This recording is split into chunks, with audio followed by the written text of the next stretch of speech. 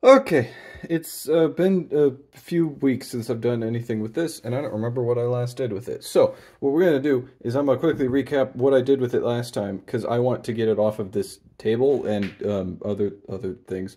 Um, so yeah, here's the wire recorder that we had last time. So, um, I tried to transfer some wire, and it sort of worked, sort of didn't. Now we have like a tangled mess of wire over here.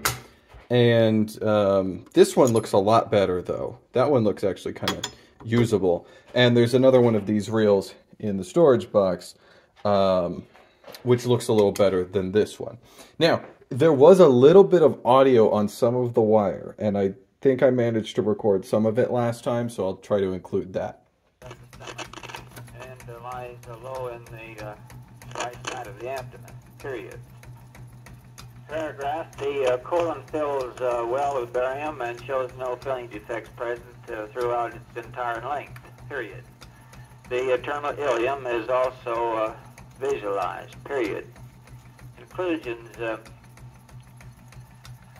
is a duodenal ulcer present as above described, and one cannot entirely rule out from the appearance of this the possibility of some malignancy developing in it or around the adjacent area, period. Code this as a number 9B 16C. Film number 145E. CA of the chest reveals a moderate amount of increased fibrotic changes present in both lung fields, but not enough to be considered pathological, period. The heart shadow appears to be normal, and thoracic cage shows no abnormalities, period. It'll be normal.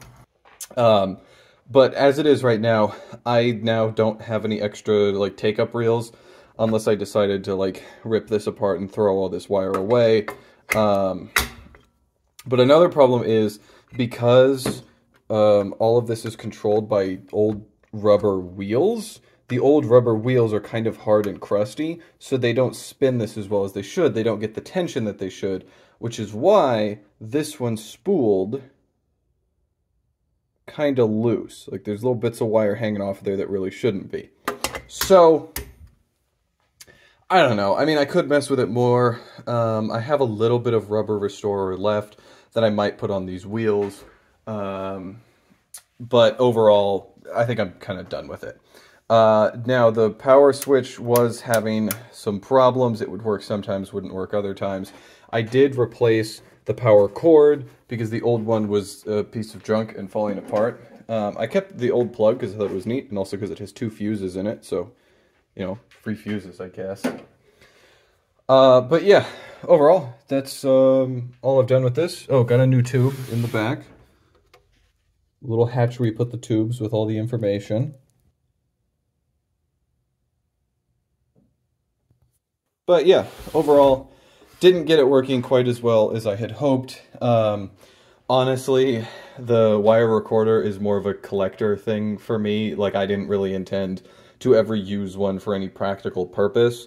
Unlike, you know, like record players or reel-to-reel or cassette decks or whatever, which, like, I actually use. I never intended to actually use this thing. Like, maybe record something for fun. But, yeah, this is pretty much about as far as I expected this to ever get. So I'm not really that disappointed about it. So what I'm going to do now is take this up to the living room, put it on my little display shelf, and that's where it will live from now on. So now the wire recorder lives up here on the shelf in the living room, below this radio, next to all my cassettes, the piano phone, the Garfield phone, the piano AM radio, the TV, the camera, the pig sculpture I made when I was in middle school that an ear fell off, but when you open the head, there's a brain inside. Also the ear that fell off. A couple really tiny TVs, a couple keyboards, Atari, whatever. All sorts of good stuff. My brand hats, the wax cylinders, good stuff.